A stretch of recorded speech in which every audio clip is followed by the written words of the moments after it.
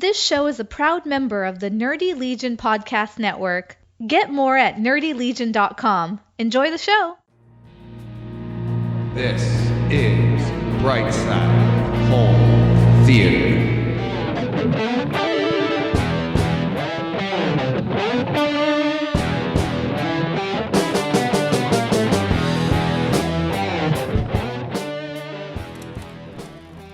Hey, home theater nerds, welcome to the Brightside Home Theater Podcast, the podcast that's all about the sights, the sounds, the scenes, and in November, I guess, the interviews.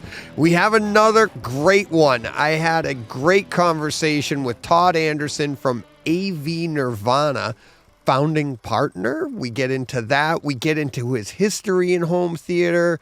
And then we just have a great conversation. We talk about different movies. We go back to the 80s a little bit.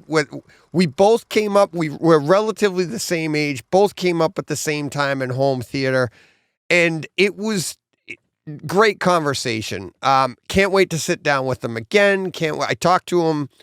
It was so much fun. I can't wait for you guys to hear it. But thank you to all of my patrons, my Patreon supporters over on patreon.com. If you'd like to join them, you can help support the podcast by going to patreon.com/Brightside Home Theater. And thank you to everybody on Twitter. We will talk on Tuesday. Leave your comments on Twitter. Email me at brightsidehometheater@gmail.com or find me on Twitter at Brightside HT. I'm so excited. Let's get to this interview with Todd Anderson of AV Nirvana. You can find him on Twitter as well at AV Woofer. I'll be back afterwards, but let's get to this interview, this conversation, this home theater conversation with Todd. Hey, Todd, how are you doing? Just fine. How are you? I'm doing all right. We've been talking for just a few minutes here. We sensed we were about to get into talking home theater, and I'm like, we got to hit record. I haven't even, I haven't formally met you yet. We've talked on Twitter a bunch. Yeah. How you doing? Good group. It's very nice to meet you. Nice finally, face to face, kinda. I know. Yeah, and I really enjoy the little group on Twitter that posts about movies and gear, and it's a nice group of folks. Yeah, it's that's the thing is I was going to say we met in the cesspool because that's what people call Twitter, but it truly is what you make it, and that's how you meet all of these great people. Like met you, and because I met you, now I'm meeting other people. You're putting me in and all of my listeners. I think most of them are on Twitter, not all of them. But it really, and I love going on Twitter. And it's the more things that you like that you click on, the AI learns, right? And it funnels all that other stuff to you. So I'm sure if you were searching for other stuff, your experience would be very, very different. Absolutely. But I think it's a great platform. I wish I had more people on it. Yeah, well, I wish I had more people that talked home theater, and it drowns everything out. It pretty much does. It pretty much drowns my life out now. How about you? Yeah, pretty much. So, that's a good thing, though. Yeah, it is. So I'm very interested. You asked earlier, like, what do I got to prep for this and that? And I'm like, nothing. We're just going to talk. And I have a question. My question to everybody when I first meet them is, how did you first get into home theater? How did you get involved with it? What was your inspiration? Wow. Boy, the origin story. Yeah. Yeah. Gosh, my first, I think, just my interest in audio and video goes way back to when I was just a kid.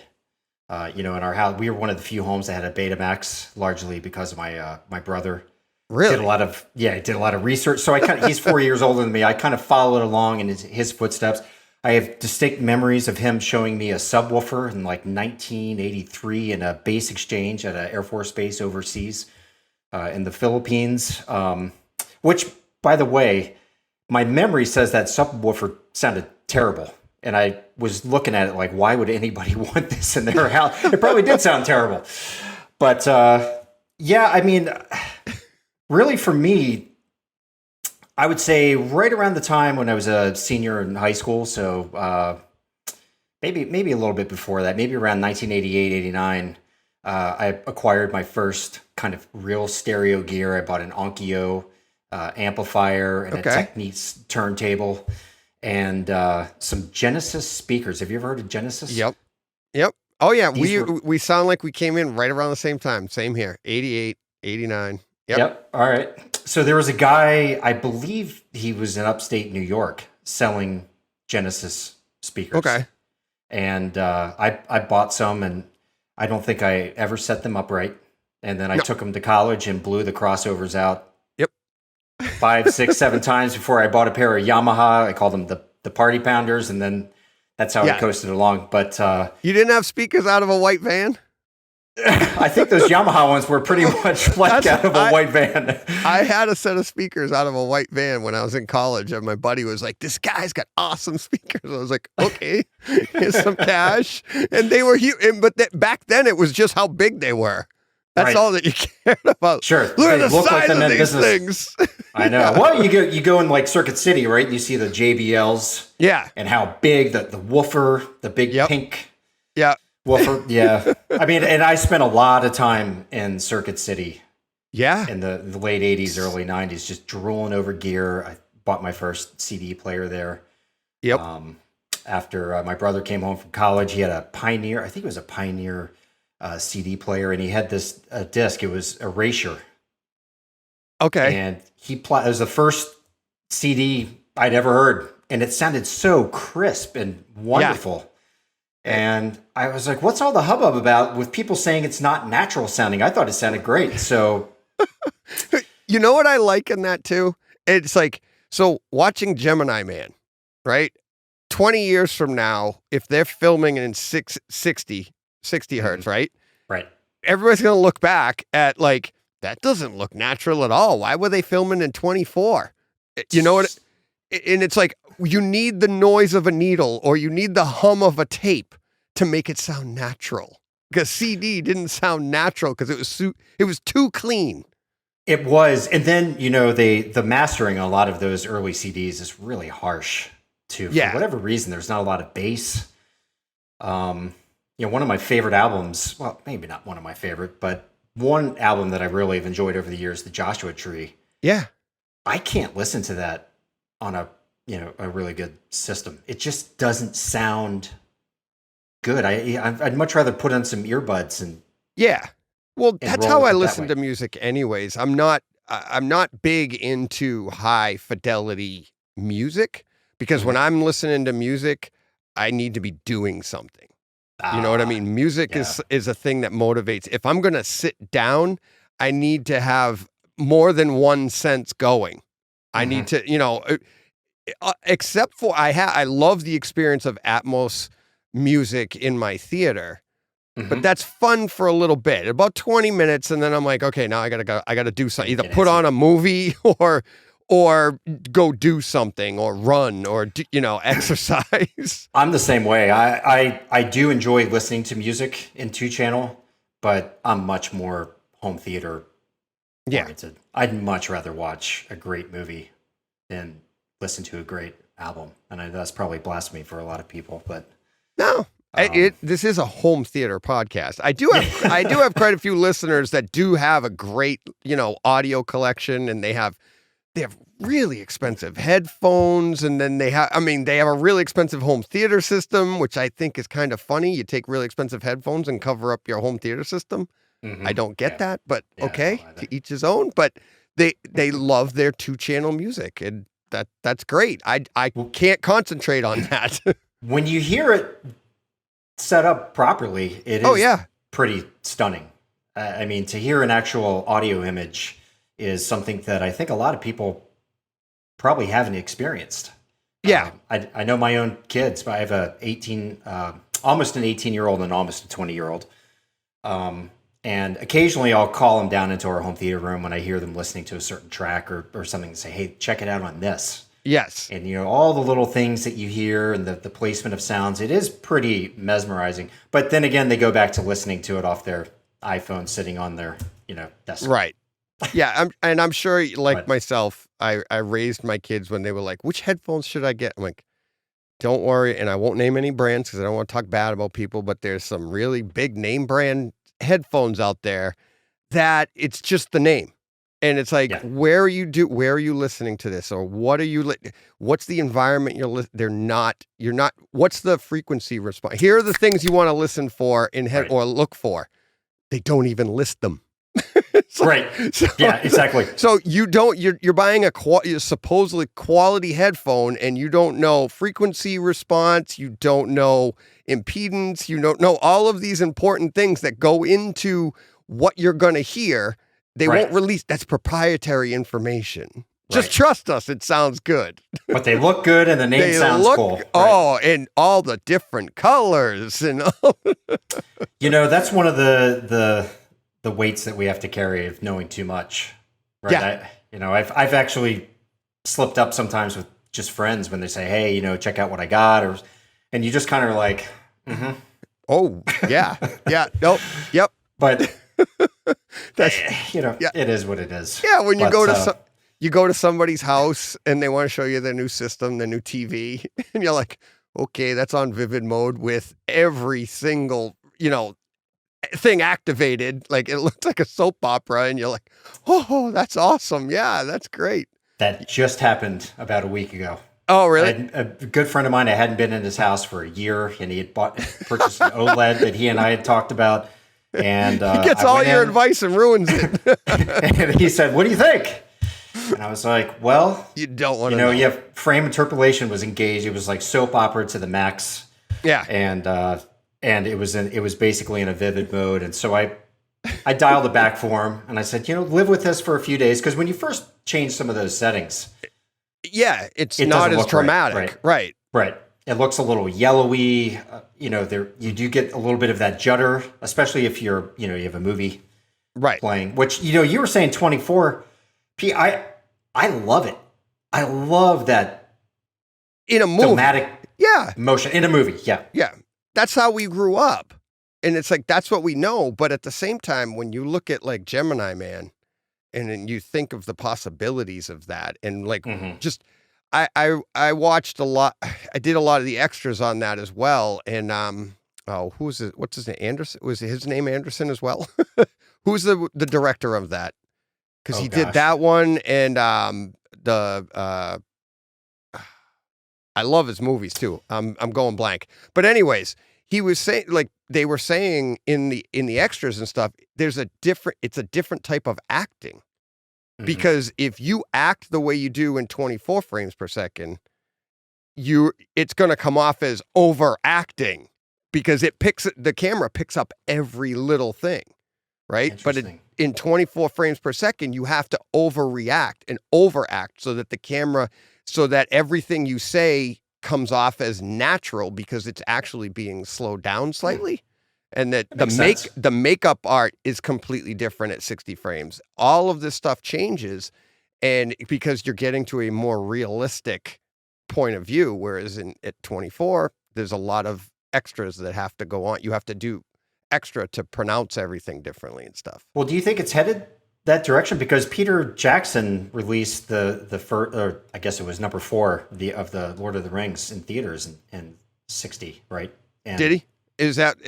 I don't 60? Think it went over very. It was 24 in some theaters and 68 in others, and I don't think it left. I don't know. My impression was it didn't. People weren't falling head over heels over it.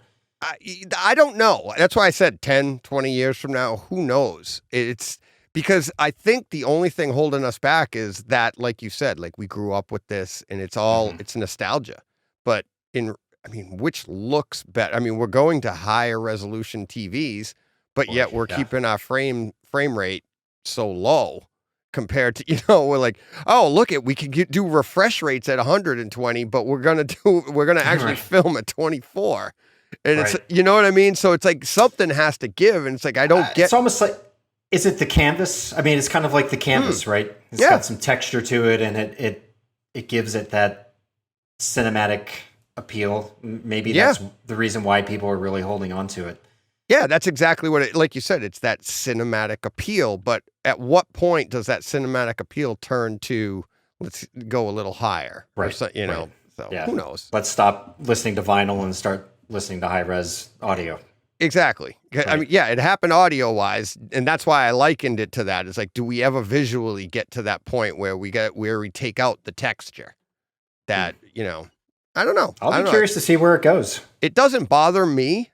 We have both. I'm not a quote unquote purist. I don't look at it and go, don't ever change it, because I like the evolution of things. That's how we get to where we are, but we'll see. We'll see. Yeah. What bothers me most is changing the image color, what you were saying with TVs, in terms of changing the intensity of contrast, or introducing frame interpolation and those kinds of things.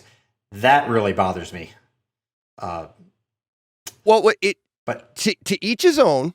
The individual that wants to do it, let them do it. But what I find is funny is like when that person that does it their way, but then they complain how the content looks. And that you do see. And that I don't find Twitter a cesspool over that. I find it hysterical. I find it entertaining. It's like you'll say, like, people will say, and I see reviewers that do things that's going to change the image big time. They post pictures and they do all this stuff. And I'm like, sure. Is that the image? Is that what they're basing it on? Like, the image is looking a little washed out. And, okay, yeah, well, I can see why, because you're putting it in the picture. Because if you're trying to tell me that this is why... There's no way it looked like that. Right, yeah. Right, totally. I'm like, all right. But, to each his own. To each his own. And it's like, that's what I love. I get my system calibrated. I love to make... My goal has always been is like, I just want exactly what was intended. And that's it. What most everybody's after. That's an enthusiast, at least. Yeah. You're looking for that, what is intended. And it's like, it's driven me nuts to the point sometimes, like, I remember months and months ago when season 2 of The Mandalorian was out. I will not, once my system's calibrated, I will not touch the controls. I just leave it the way it is. And I'm watching The Mandalorian and I'm looking at it and I'm like, this HDR just does not look very good. I know it's streaming, so it's being compressed, but I'm like, it just doesn't look very good. And then all of a sudden it dawned on me, and it's like, we're into the second season, halfway through, and I'm like, why the hell don't I just change the damn settings? Set up a setting just for this. Because I know this isn't what they wanted me to see anyways, because it's being streamed. This isn't physical. It's not like the be-all, end-all perfect version of it. So why can't I manipulate it to make it look good? And I did. Was that was that projector or is that a TV? That's my projector. Yeah, that was a projector, and the HDR at the time, it was not very good. It didn't look good coming through my projector at the time. It has since been vastly improved. Projectors are tough in that regard. Yes, it's the Achilles heel, and I think most folks buying projectors, I don't think are really aware of it. They kind of just get it out of the box, turn it on, and that's the way it is. And it's unfortunate. It is, but I never steer people away from it. I think my recommendation to somebody getting into home theater, like they literally have nothing. I'm like, my first thing is spend your money on most of your budget on sound, and then whatever you have left over, buy the biggest screen you can get. I don't even care what it looks like, because that's going to impress the hell out of you. And then through your evolution of home theater, you'll upgrade the quality of the picture. And that's going to happen over time anyways, whether you get the best that day or, picture is being upgraded almost on a yearly basis. Oh yeah. Where sound is pretty stagnant. It's like there's a few At the moment ticks. It is. Yeah, there's a few ticks here and there. Odyssey, might have an update to their EQ or something, but most of it that's pretty stagnant. So you can get a good sound and you put the biggest picture you can put on the screen. I'm not really concerned with how it looks, because you're going to be blown away by the size and then the sound with it. Then you upgrade from there, and then you learn, and that's what I like to know. I like people to find out on their own how things progress. Because that's what happened to me and I'm sure with you too, over all the years, you've seen the progression of how the picture has improved just by where you put your money and what you did to it, Yeah, for sure. I had made a comment on SVS's happy hour about projectors that you were kind of, I don't know if you were ribbing me or... What did I say? You were... I forget that. I heard it, but I texted you right away, and I was like, whoa. You're like, wait, what's going on? I probably, whatever I said probably came out wrong, but my personal feeling is if you don't have the budget for a projector that can properly handle HDR with tone mapping, and there are plenty out there. I had one of the first iterations of JVC 4K E-Shift projectors that was expensive as hell, and it couldn't handle HDR. The picture's either too dark, too bright, and then you get into, well, what's the disc mastered at? And sometimes that information's not there. Sometimes it says it's mastered at a certain level of nits, and it's really not. It's just a mess. So, I find it's confusing for myself. What about a person who's never paid any attention to this kind of information? How are they going to deal with it? So my contention is if you're not spending up to that level, I would go dial back and get a really good 1080p projector. Yeah. And enjoy HD without the HDR. I mean, you can buy some really great old JVC projectors, get a new OEM bulb, pop it in there, and you will have an amazing picture. Yeah. So if it was me, if I was on a budget right now and I was looking to get into this and get a projector, that's what I would be gunning for, and let the 4K thing kind of keep shaking itself out. And they're getting really close. I think the recent JVC, I guess, firmware update, their theater optimization tone mapping software is really spectacular. It does a very, very good job. I've been using it for about 10 months now, I guess, since they released it, and really haven't had any problems with it identifying what's coming in and making the appropriate changes on it. And you can actually ask it to do it on basically a frame by frame basis, almost basically like Dolby Vision. So that's good, but not everybody has that kind of equipment. And I think you're going to be really let down if you are gunning just for 4K and then this added HDR gets tossed into the equation and you have a really bad picture because it can't handle the information that's coming in. Absolutely. That's basically the same advice I get. It's like that, go 1080p projector, or because I know I've had people, one of my best friends, he's like, what size screen should I get? I'm like, what's the biggest you can put up there? What can you afford? And he goes, well, I'm looking at these OLEDs. I go, forget, you don't even have a big screen yet. Don't look at OLEDs. Why are you spending the money? You don't even know what you're looking at. Get the cheapest, largest screen. That's all. And he was talking about a panel, not even a projector. And I'm like, I don't care if you can afford, if they have an 80-inch screen that's, $1,200, it's not going to be a very good picture, but you're going to learn and you're going to be blown away once you put your money in the sound, which is kind of the same idea. It's like, because then when you do get an OLED, you'll know the difference. You'll be like, hey, look, oh my God, that's so much better. And that's the other thing. Brand new, they have no idea about, you can make an OLED look just as bad as a $1,200 TV if you do everything wrong to it. Oh, 100%. So if you don't get it calibrated or don't know how to set it up in the first place, you're not going to know the difference. Yeah. I mean, getting it into that cinema mode, they always change the names of the different modes. Theater mode, some are ISF modes, whatever it may be, whatever is going to get they you used to be dark mode, and nobody went near that.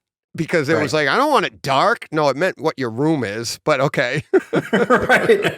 Oh, the TV industry is terrible at passing this information along, because they're all about selling. Yeah. How much product can they sell?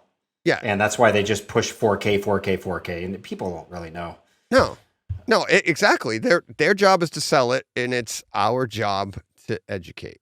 To try and educate people. And try to learn on our own. And it's, and that's, back when we were coming up, the internet wasn't around. You had to literally do it through magazine, wait for that monthly magazine to come out, read the information, read from some other experts and say, okay. And then you'd try your settings, and then you'd wait for the next month to read the the questions and comment section of the magazine. Be like, oh, hey, this guy tried what I did and it's the wrong thing. Look at that. Yeah, and they also, we had salesmen who also sort of knew what they were talking about. I mean, it's way better than what you get at your typical brick and mortar store these days, aside from the mom and pop shops and the smaller entities. But, that was the other, you're right. If you went to an actual home theater store, like I knew one it was a house, and they'd taken a house and they turned it into a home theater showroom, and you went into all these different rooms, and they had different setups. They had music in one room, and they had a theater set up in another room. Then they had a projector set up in a bigger room, and it was this like 2-story house, and it was like an older house. You'd walk up the stairs. It was weird. You'd walk up the stairs, but they had super expensive stuff in there. I'm talking like $20,000 speakers and stuff, and set up in a room. And I did a demo. I sat through a demo in that room right in the early 90s, right when Dolby AC3 was coming out. And it was to show you the advantages of what AC3 is, but also all that it's doing. And you sat in the room, and they had boxes set up, and you sat in the seat, and it was perfectly placed. The room's perfectly tuned. And you listened to, I can't remember the scene it was, but you listened to something on the screen, and the sound went up and over you and enveloped you. The guy walked around the room and all this, and they go, and now here's the speakers that were playing. And it was just 2 front channel speakers. Wow. Yeah. And it's like, and now listen to this in Dolby AC3, and it was basically the same thing, but you could sit in 3 different seats and get the same effect.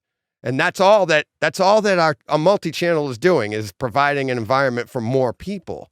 And it was just, it blew me away. It was one of the best demonstrations I'd ever had.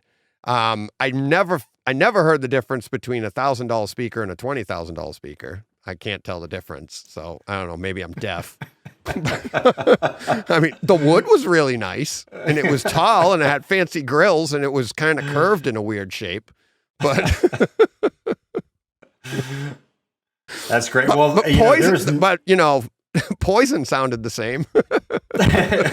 Well, that's true. That Poison always sounds the same no matter what you're playing it through, right? Exactly.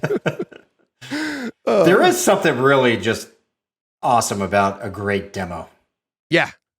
When you hear a really solid one, there was one that I heard at Axpona. It was Seton Sound. Okay. Seton Sound out of Illinois. They had this room. It was half a ballroom or something, and they had subwoofer stacks that were like 6 feet high, and it was just one of those like mind blowing. I wish I could bring this home moments. And it's really cool because it shows you what's possible beyond what you've already heard. Oh yeah. Yeah. I did another demo at a home theater store. It wasn't the same store. It was actually, I think it was a Tweeter. Do you remember Tweeter? Did you never know? I don't know if that was local to me. Yeah. So I was in a Tweeter. They had a nice, really nice home theater room in the back, and they did the demo with, and I use this to this day to check separation of people's systems. And it's Terminator 2 at the right after they blew up, or they're in the process of blowing up Cyberdyne. And when he pulls Linda Hamilton through the wall, and then Schwarzenegger reloads the grenade launcher, and he shoots it at the door, and the camera goes to the hallway, and the door gets blown out from the left side to the right side. Oh, awesome. And the separation that I experienced in that room, it was, it's only been like the last 5 years I was able to duplicate it in my own theater, because every single time I upgraded something, I'm like, nope, no, not there yet. Almost there. Almost there. It's like, and it's not just speakers, because I literally, when I finally got there, I was still running my same NHT speakers that I've been running since the 90s. And it's literally, it's the processing, and it's the, finally getting to a Denon, and, sound absorption in the room, and getting your room tuned right so that that's a clean sound going from left to right. And then when you finally get there, you're like, I'm there. And it's been 20 years. Boy, the room is half the battle. Oh yeah. Right there. Yeah. Yeah, we were talking about that briefly before we started recording. Just this recording now. It really is. I mean, you could take the world's best speakers and put them in a parking garage, and they're going to sound terrible. Yeah. It's one of those things that I wish more people could get speakers into their house and hear what they sound like versus going to a store. It's nice that companies like SVS allow you to have in-home demos just for that reason. Yeah. So you can test it out and hear what it's going to sound like in your own home. But not enough people are probably tackling the actual space that they're listening in properly. Right.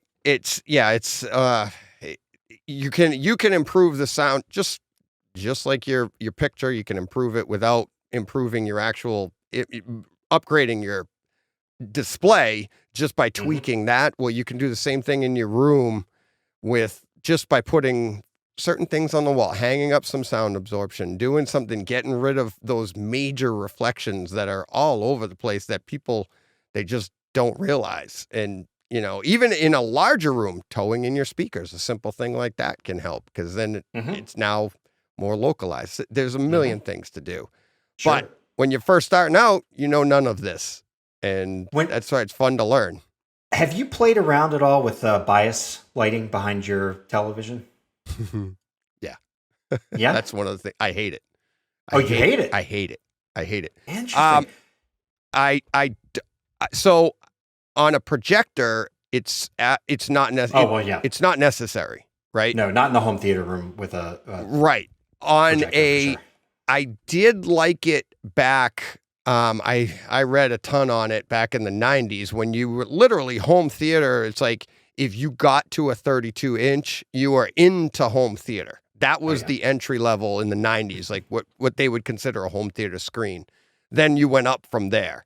So the idea of bias lighting, from what I understood back then, was because you were not in a theater, and you would get strained trying to watch a 2-hour movie and concentrate on such a small screen. And when you darken the room completely, it would actually give you headaches and stuff. And I understood that. I got that. And by putting that bias lighting behind it, and I read all the things, I painted my panels, and I did, make sure that back wall is the right shade of gray and everything. So that bias lighting has to be the correct color so that it's not affecting the image that you're seeing on the screen. But the idea was to take the strain out of your eyes.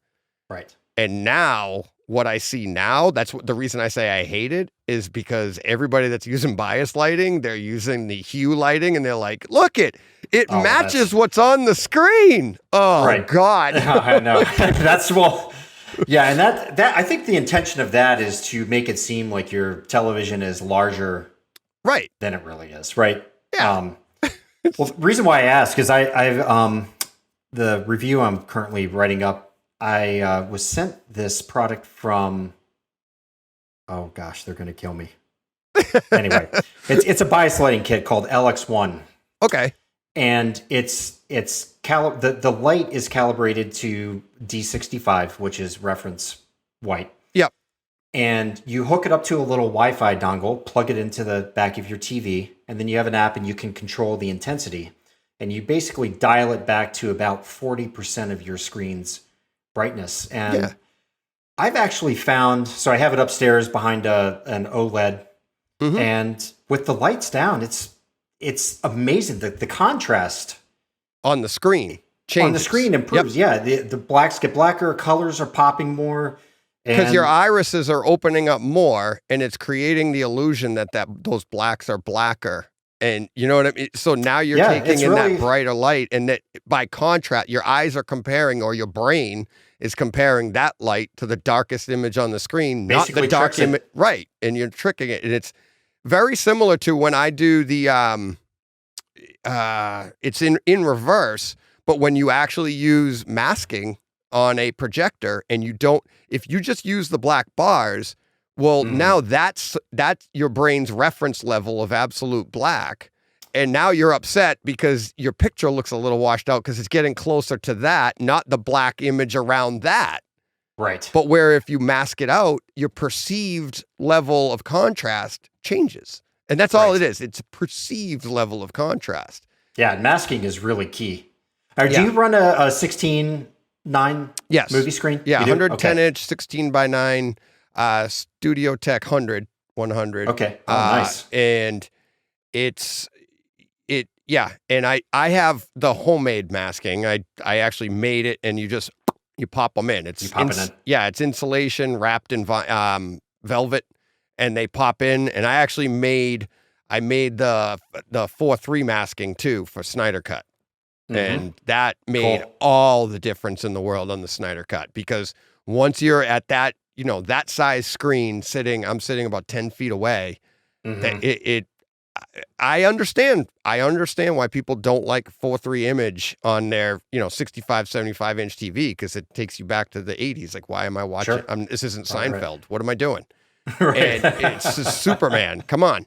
I get it, but on a larger screen like that, and I screen grabbed a few, like I took pictures. I'm like, that's the way Superman should look. It's just huge. It's like they are larger than life, and I love that. That's really cool. That vertical look, but it's same idea. That biased lighting. So when done properly, it does make sense. The reason I say offhand that I hate it is because most people, they use a color, and the other thing is the Philips hue lighting, and right. And if your wall isn't the right color behind you, true, you can throw that. I mean, it doesn't matter the temperature color of the bulb, because it's like you really need a gray wall. Yeah, and that should be the same. There's I can't remember. I haven't done it in so long, but there was an actual same thing with the 65. You'd paint your wall the same color. And my wife, I'm like, don't worry, it'll match the house. It's gray. Next thing you know, you're sleeping outside in the driveway. Why do you have a gray accent wall in your living room? It's hilarious. Well, this lighting kit is pretty cool, and it's like $50. And it's amazing what you can get these days for such a little investment. So it does make a big difference. I will say that. I mean, obviously offhand, I just bashed biased lighting, but in that case, with a 65-inch TV, even a 75-inch TV, because it is going to change the focus of your eyes. As long as you don't have a bunch of knickknacks around too, that's going to make you during a movie go, oh yeah, what's on the shelf over there? Right. That's great. Yeah. So true.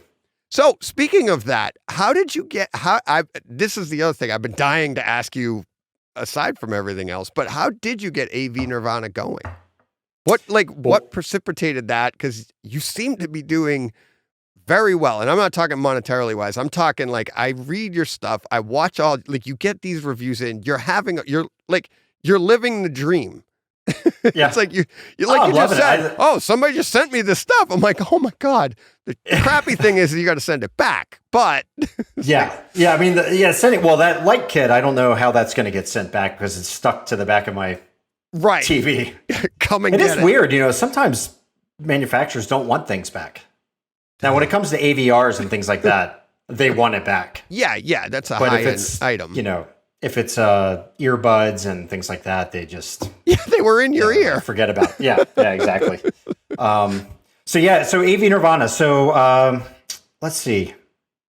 How can I tell this story? So I was writing for Home Theater Shack, and I had a lot of other clients that I had written for over the years, freelance, all within the AV industry. A lot of speaker companies.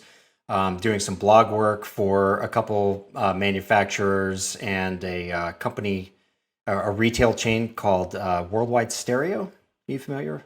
No, not. They're out of Pennsylvania, and okay. I think they're trying to become more of a Crutchfield type. They have an online presence. But once AV Nirvana started, I just kind of threw all that stuff away. But Home Theater Shack was owned when I first started writing for Home Theater Shack, was owned by a guy named Sonny Parker, who is a business partner of mine. Okay. And he sold Home Theater Shack to Vertical Scope. Vertical Scope is a Canadian company that owns AVS Form, along with a whole bunch of other forms.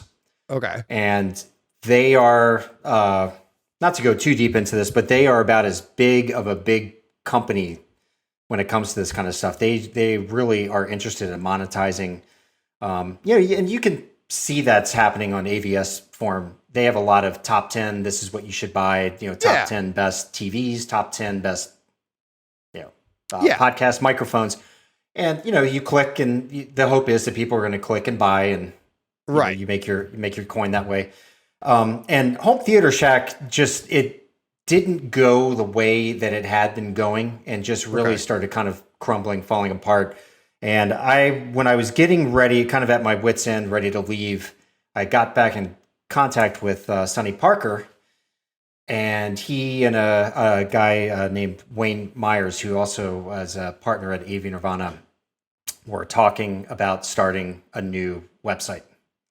And I was like, I'm in.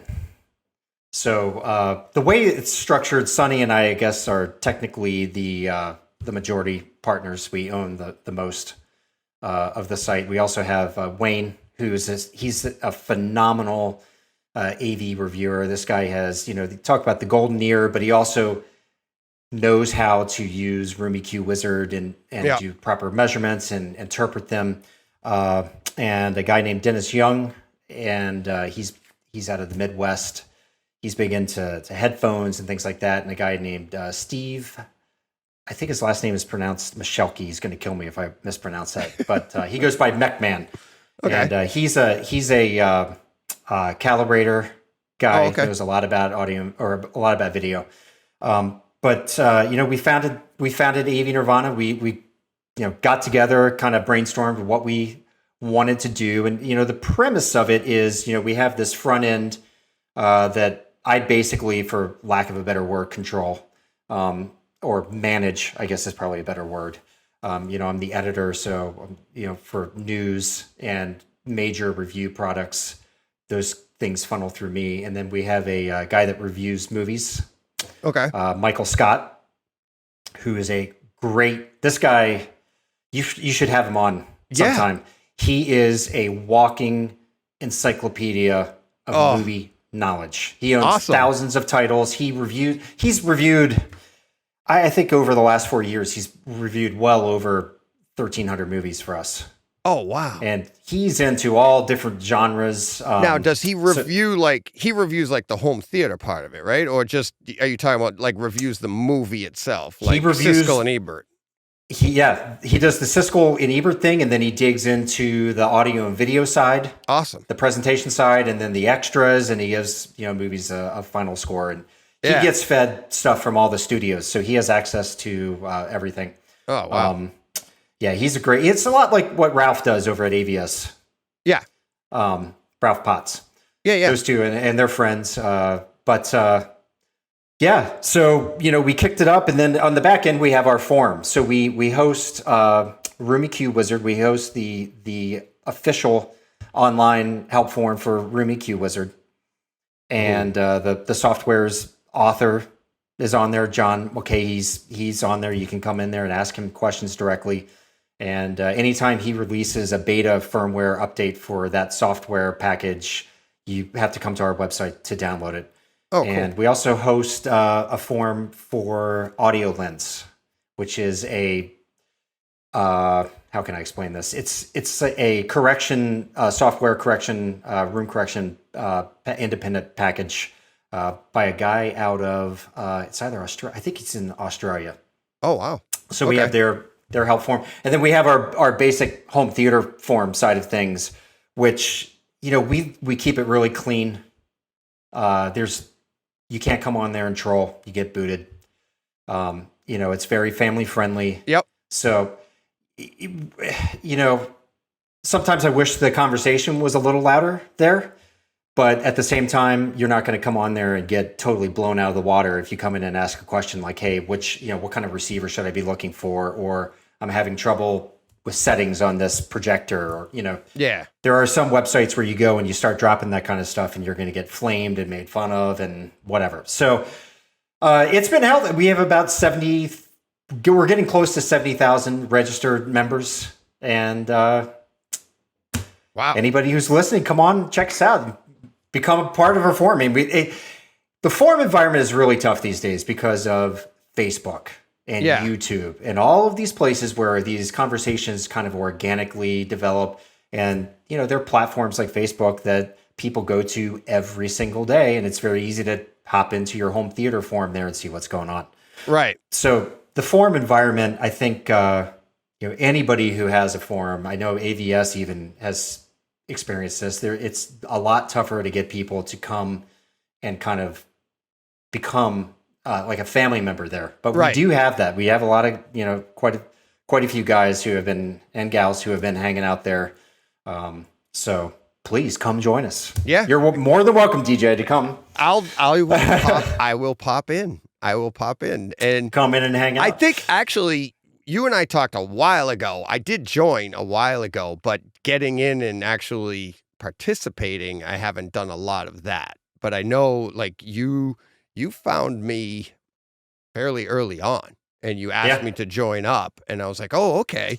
But then getting into those things and doing that, and it's like, I don't, the time of actually going there, but yeah, it's, if people start going, that's what I'm looking for anyways, I'm trying to cultivate like what I do of like just talking about scenes and movies and stuff. But then I also like to talk and meet people. I didn't think I'd be doing this stuff. I thought I was just going to but things evolve and meeting everybody and learning all this stuff. It's really cool. Isn't it? It's crazy. Yeah. Crazy. Yep. So that's pretty much how AV Nirvana that's awesome. kind of got underway. And I brought in on my side of things. So Sonny Parker, he's a really interesting guy. He's going to start doing amp testing for us.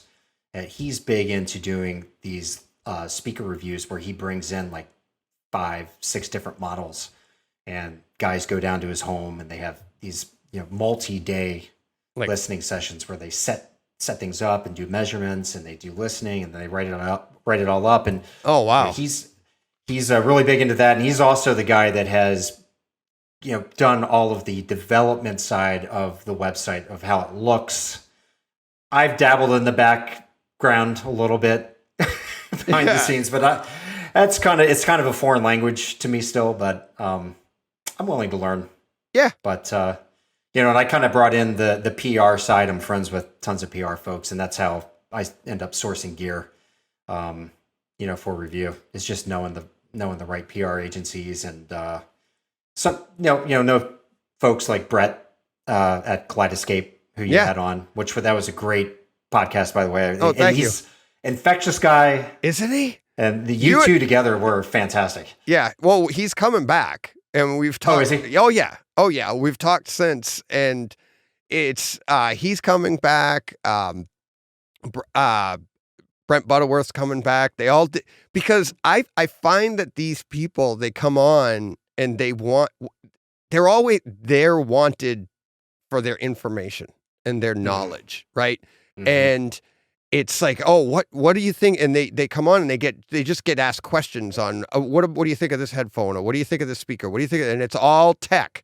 And then I come on and I go, yeah, enough about that. What do you like about movies? And they go, really? And that's like Brett said. Brett and I talk for like a half hour. Both Brent, everybody I talk to, you and I will probably talk afterwards, and we'll be like, okay, next time. And it's like they're excited to get away from that a little bit. And it's like, and I know like a guy like Brett, he is selling product too, but at the same time, that's what I love about him. And I love about the whole Kaleidoscape environment.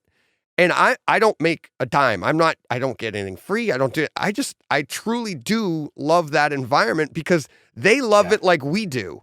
They're just making money at it, and that's their job. And I respect that.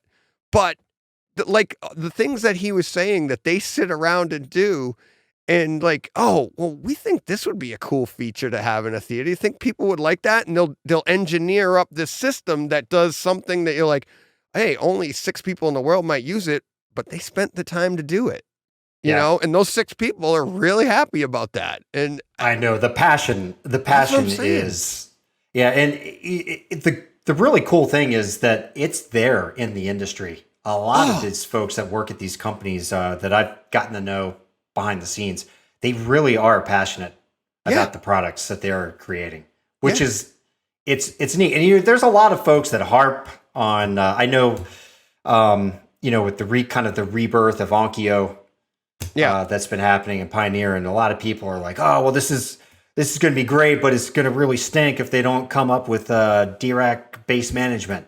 If they don't get base management, it's all over, and they don't know what they're doing, and yada yada." Well, I can assure you that the guys that are working behind the scenes there, they hear you, but they're trying their best. Yeah. They have their best intentions of, they're testing these products in their own homes, and they're really passionate about trying to really nail these things. So it's really cool to hear. And Brett he's a great example. Yeah.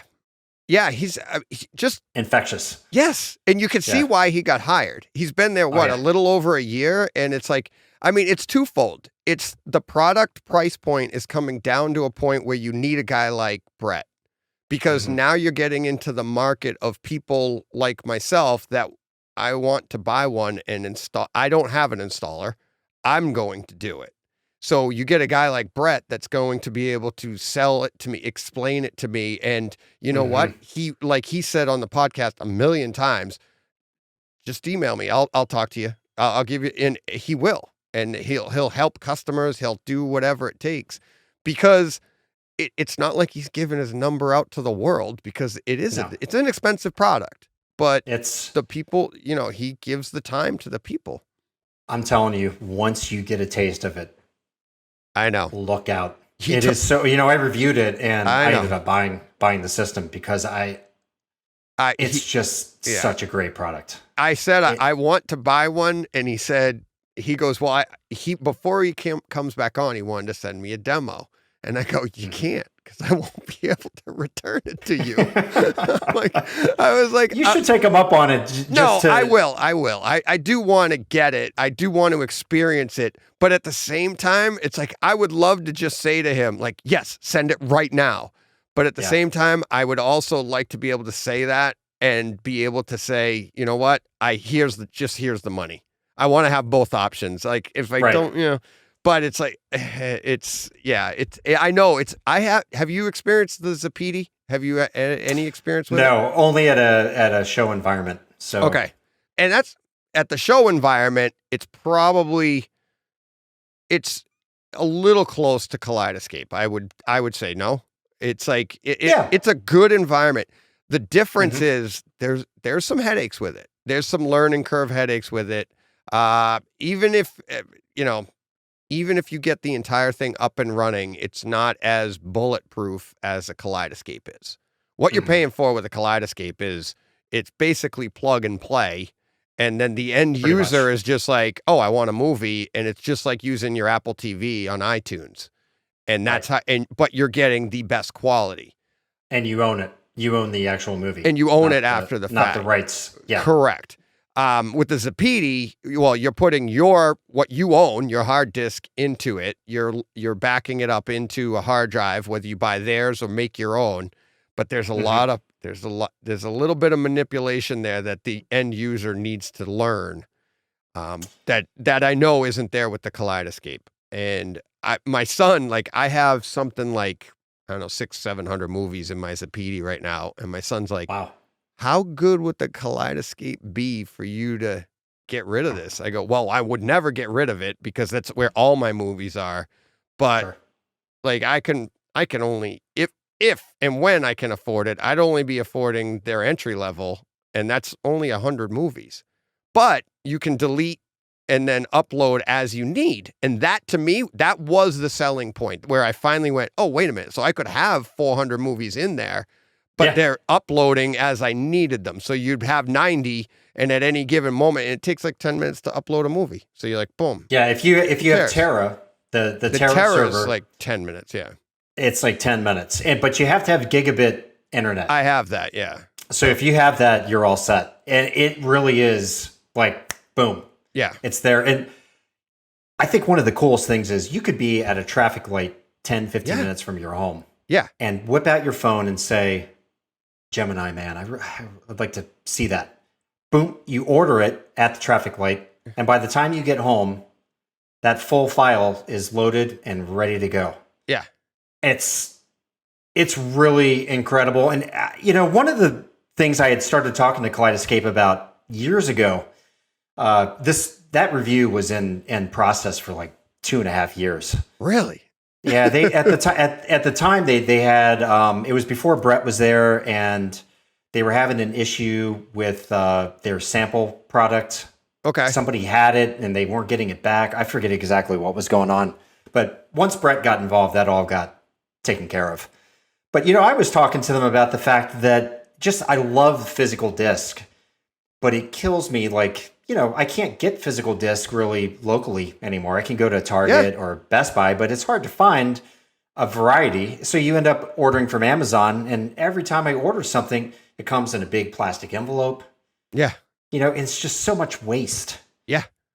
And it bothers me. It bothered me, but didn't bother me. But it bothered me enough to make that kind of a point of, I want to experience what it would be like to have the same playback quality or better than disc, but just get rid of that waste. And it really, Kaleidoscape, in my opinion, they nailed it. They really figured it out. Let me ask you this. So speaking of playback quality, I don't know if I could ask Brett this. Maybe I could. He is a great guy. Is it possible that Kaleidoscape, I mean, their quality, they can get to up to 150. They're saying some of their movies are 100, they could go up to 150. Yeah. It's not capped by the size of a physical disc, so they can right. It's not restrained increase by that at all. But we're at the point right now where really, if you have an 80 gig movie or you have a 120 gig movie, are we going to be able to perceive the difference? Now, here's the question, though. That's not the question. The question is, did they do this just to eliminate any question on the difference between a Kaleidoscape and a disc? It's almost marketing. It is marketing that, because you know how like everybody we all know streaming is less than physical, and people assume Kaleidoscape is streaming, but what they're doing by putting out a higher bit is they're eliminating that question. Do you see what I mean? Yeah, and Brett probably is going to correct me, but I think that the answer is that those movies that have a larger file size are actually longer in length. Yeah. So there's a lot of movies that are the same file size as a disc. Yes. But I believe that it's based on length. Oh, okay. Okay. So, because not all of them are beefed up. Okay. But him and I did talk about it, like the Snyder Cut. There's no disc A and disc B. It's all one long movie, right? And the same with the Lord of the Rings trilogies. The extended edition, it's all one movie. You don't have to change the disc because you're not limited to that. Yeah, but but they are also saying that you can actually up and have that, what do they call it? The mezzanine, what do they call it? It's a higher tier it's a better quality of the same movie. And like a higher bit rate, Yeah, and I think that comes from they get the file and then they from encode the studio, Yeah, they encode it into their equipment, and if it's getting encoded into a disc and it's really long, they have to dump some information to make it fit. But Kaleidoscape has that advantage of just taking it all, and where you also. I mean, people talk about streaming. When it comes to the audio side, I think that's probably the part of the equation that you're going to notice the most, because the audio is lossless, right? Yeah. And even if you're streaming Atmos, you're still streaming lossy Atmos. Kaleidoscape is it really is awesome. It's expensive. I mean, that's the one thing is people will say, well, it's awesome, but it's super expensive, and it really is. It kind of steps a little bit beyond expensive in some regards when you look at their larger servers. I mean, not too many people have 18 grand. Yeah, drop on a server, but But the people that do it, they don't care. They have an idea in mind, and I've been to some places like that. I know you have too. I'm sure you have, but it's you walk into these places and you're like, oh. I went to one guy's house. I was actually picking up a piece from my theater from a my calibrator guy, my buddy, and he was calibrating this house, and it was a famous person in the Boston area. It was a $1.1 million renovation for a weekend party. For a weekend party. Wow. Must be nice. A weekend party. And they were resodding the entire lawn. My son and I pulled up to the house, and they had security stop me on the dirt front yard. And like, cause I'm like just going in. I didn't know. I knew the house was nice and I knew who was there, but they were like, "Excuse me, sir." And this woman comes out and she was dressed really nicely. And I'm like, she's like, "Who are you?" And it was like this huge security. And I was like, "What the heck is going on here?" I go, "Yeah, I'm here to see Jim. I'm picking up a piece." And they're like, "No, you're going to wait right there. Get to the side of the road, please." I was like, "Are you kidding me?" So he came out, he brought us down to the back, and I saw the system they were putting in, but you're just like, what the hell? 1.1 million for a weekend party. I was picking it up on a Thursday. This yard was dirt. The sod was still in the truck, and it was going to be done by Friday. And the theater was part of the rebuild. Wow. Yeah. Well, I mean, and to your point, in that case, 20 grand is a drop in the bucket. Oh, yeah. Right. Yeah, that's what I'm saying. Which is crazy to say. You don't understand or people, not you. I'm saying the people don't understand how much money is out there. And when you have crazy money like this, and obviously in the Boston area, you got to imagine it was an athlete. So we don't have a lot of movie stars living here. But don't tell me it was Tom Brady. No, okay. Not even that big. Not that big. Other side of town from him. But it was, it's crazy. It's just, there's crazy money out there that you don't understand. Did you ever hear of the system where people I think it still exists now. I haven't read about it in a while. You actually get released, it's $35,000 for the box, and then it's like $500 a movie, but you're getting the movies that are released in the theaters in your home. Yeah. It's basically a kaleidoscope for first run movies. It's a DCI something. But it's insane money. But it's actually the movie is hand delivered to the door. Yeah. Front door, I believe, right? Yeah. And you get it. You take it. You get it as they come out, and if you want, you order the movie on the release. Like, "Oh, would you like this one delivered?" Sure. And you get it, and that's it. Boy. It's $500, and then you put that into your system, and there you go. I like the sounds of that. Yeah. They haven't sent you that product yet? No. I've heard about it. I don't think that's ever going to set foot in this house, though. It's behind the earbuds. Right, exactly. Kaleidoscope, though, it's expensive, but you can also get into it. Yes. It's still expensive, but at a reasonable cost. Yeah. You can still experience it, and it's just so cool. I think you would totally dig it, especially access to movies early. I mean, some of these movies pop up on there for download a month and a half early. Yeah. He said he said he had a Black Widow already, and it wasn't out. It was out streaming, but it wasn't out for 4K. And that's the one thing that I wish I had access to. The only thing having the podcast, I wish I had access to the movies early. But I'm not a reviewer, and I don't want to be, because I don't want the pressure of like, I got to get this review out. And it's like, I like to do my thing, and it's like, my little niche is, what I like to do is a few weeks ago, I did Life from 2017. Remember that Ryan Reynolds movie, the horror film? Sure. Yeah. So I did that one, and nobody had been talking about that. And my favorite comments I get after the fact are, "I hadn't heard about this in forever. I'm glad you mentioned it. This is a great movie." And I like to do that. It's like everybody and their brother's talking about the latest releases, but I still would like access to them early. You never know. Yeah. What's possible. You just have to know the right Oh yeah. right marketing people to get you in there.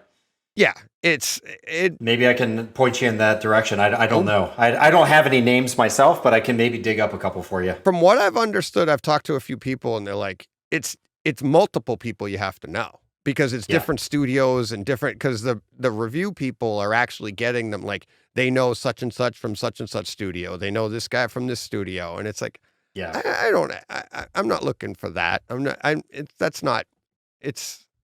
a lot of times I think they're very guarded about who they're just Absolutely. sending stuff off to. Right. Absolutely. It's like, and I'm like, I'm willing to pay for it.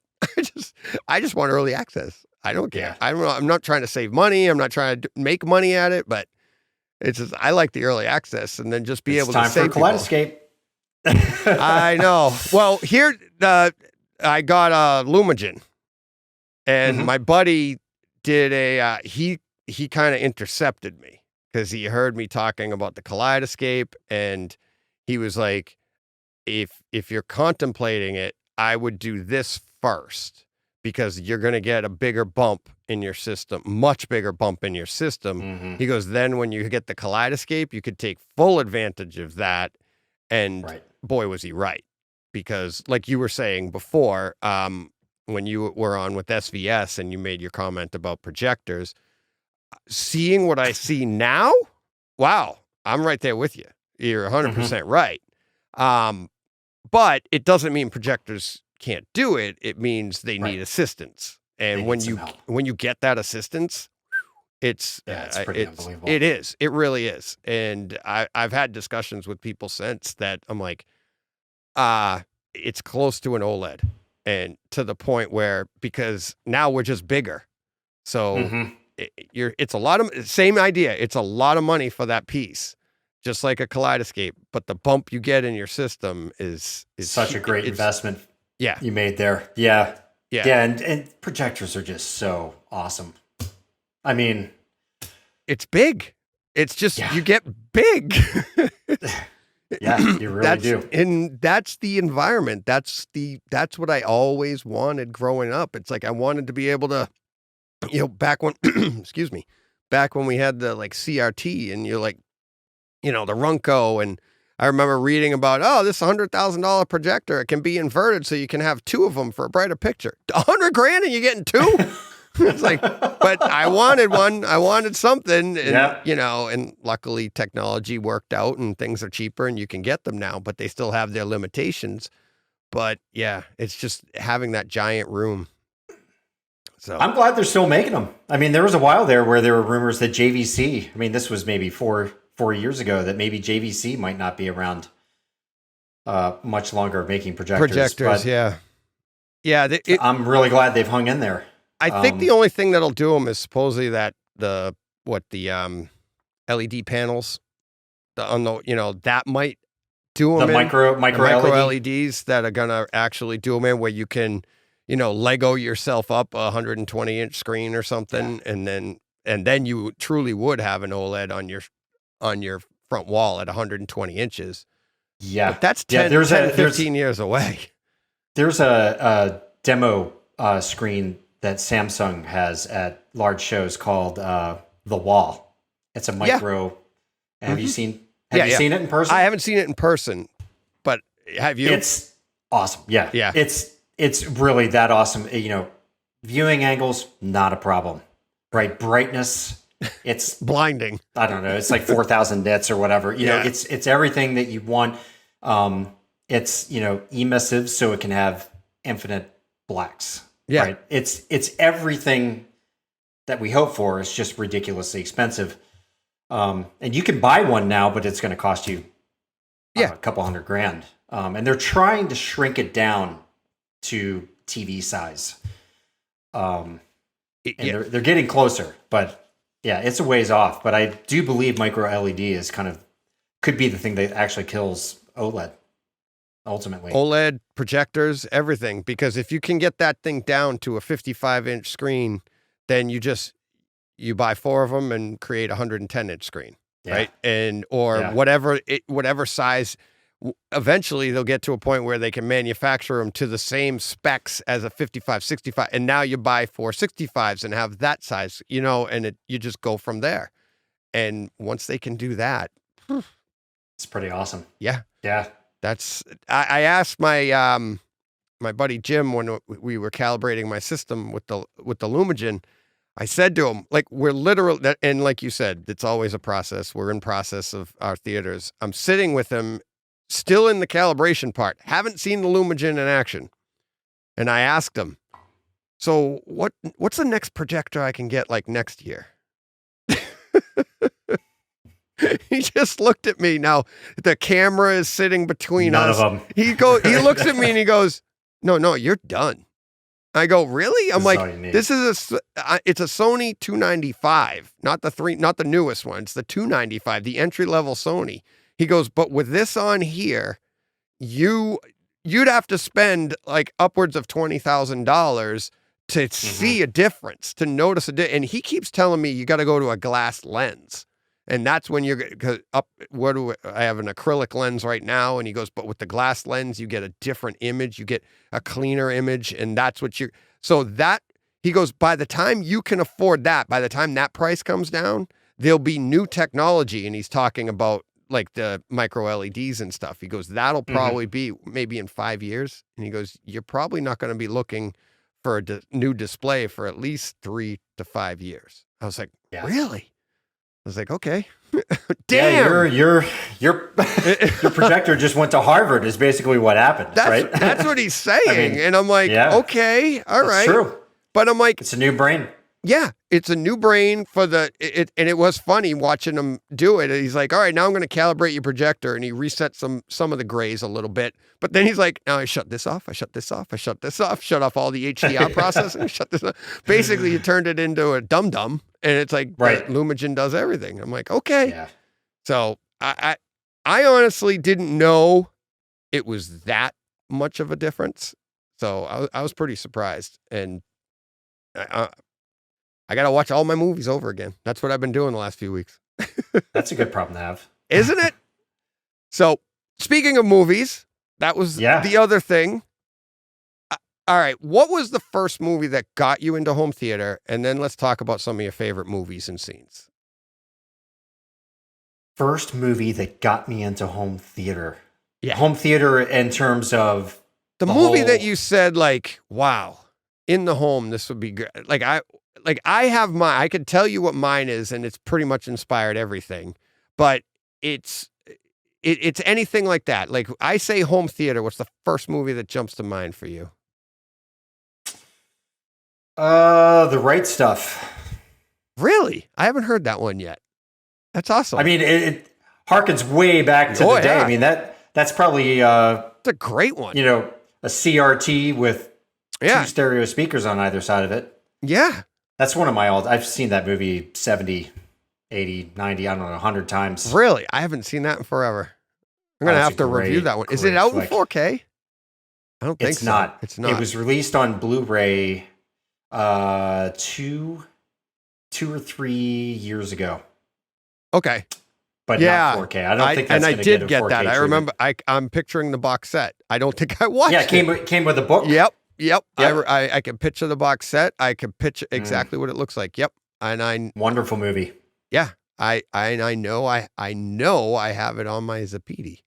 So I will be checking that one out shortly. Oh, you definitely should. Yeah, that's such a great one. That's funny. I haven't. Nobody has said that one yet. That's pretty good. That's a great one. So what about it makes it like for you for the home theater? Even going back to like you said on your CRT TV with 2 speakers.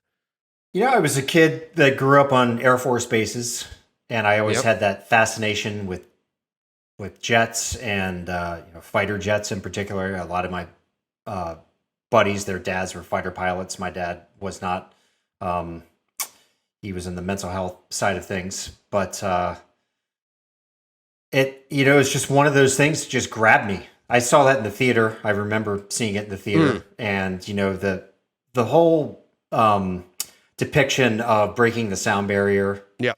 With Chuck Yeager and the Bell X-1, the big orange plane dropping out of the I think it was a B-17. Yeah. Just hitting the engines, and, right onto the mystery and magic of space leaving the Earth it's just a wonderful movie. It's a little scary. They kind of made it seem dangerous. Well, it is. Of course. But I mean, they really drove that They're test pilots. home. They don't know what's going to happen. That's the point of it. Exactly. Yeah. I mean, there's so many, for a young guy to see that and really get into it. And it's just something that I've carried with me my whole life. And a lot of my favorite movies harken back to the day. I'm a big fan of Caddyshack. Yeah. Which is probably a movie that could never be made this day and age. No. Most of those movies back then couldn't be. Like Eddie Murphy, Delirious and Raw. No. Oh, yeah. No, he wouldn't happen. last 5 minutes on stage. My wife and I watched those like maybe within the last year. And like literally in the first 2 minutes, you're like, oh God, no, he'd been arrested by now. It's like, forget that. But yeah, canceled. But yeah, Caddyshack, some of the stuff. Caddyshack, Die Hard, love Die Hard. Hunt for Red October is one of my all-time favorites. Well, being an Air Force guy, an Air Force brat, is that what it's called? Yeah, Air Force brat. Okay, an Air Force brat. Yeah. Let me ask you a technical question. I've never had an Air Force brat on the show. Oh boy. How accurate was Louis Gossett Jr. in Iron Eagle?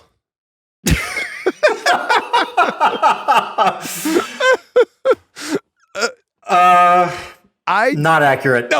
I have no idea. I do remember that movie. Oh, you can't. Clear as day. You're telling me that you can't devise a plan to go into another country, drop some bomb. You can't do that from your trailer? That kid was really good with the internet. Didn't that kid have a tape deck? Yep. Strapped onto his leg? Yep, strapped onto his leg. And he couldn't fly right unless he was listening to music. And remember, they took him up and he was like, and Jaffe, that was, I think his name was Jaffe, Louis Gossett Jr. He was like, shut that off. And he shut it off, and the kid couldn't hit a single target, remember? Right. Because, you could take a kid up and let him fire live rounds at targets. That's just how it happens. As long as you left your helmet on over your head while you were walking away, nobody was, going to think anything. But you're firing live rounds, but once he put the music on, now he can hit it. Yeah, not the targeting computer or anything like that on the... I loved that movie. That whole side of it is far-fetched, but I do think that a civilian hitching a ride for fun in the back of one of those jets, maybe not this day and age, but back in the 80s, 70s, probably not too much of a stretch. I mean, I know when I was in the Philippines, my Boy Scout troop, we got to go in a F-4 Phantom flight simulator. What badge do you get for that? I don't know.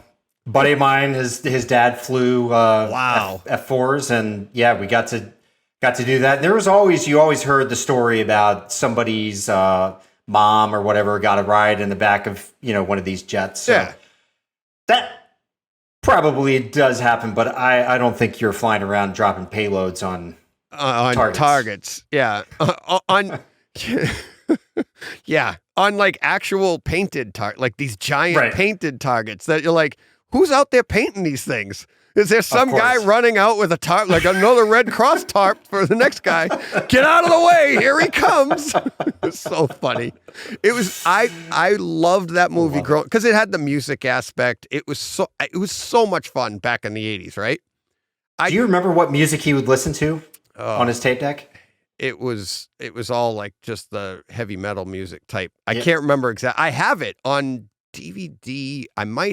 Do I have a Blu-ray copy? I don't know. I dug it up because I wanted to show my son. And when I found, I don't know where I got it from, but we watched it and the entire time, and it's in a weird aspect ratio too, I think. And I said to him, it's wicked grainy. And I was like, I'm sorry, but I swear to God, this was awesome in the 80s. Yeah, right. It's probably, I would be surprised if it is on Blu-ray. I don't think it, and you know what's funny? It came out the same year as Top Gun. And no. Yes.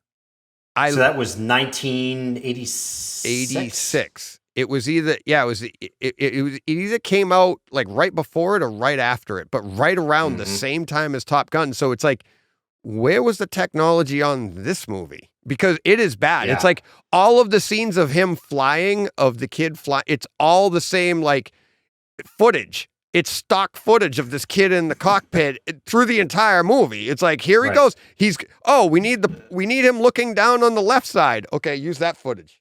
Okay, now he's on the right. Now that footage, and the plane's banking this way. Same footage. I saw that earlier. You just framed it differently. It's the same shots.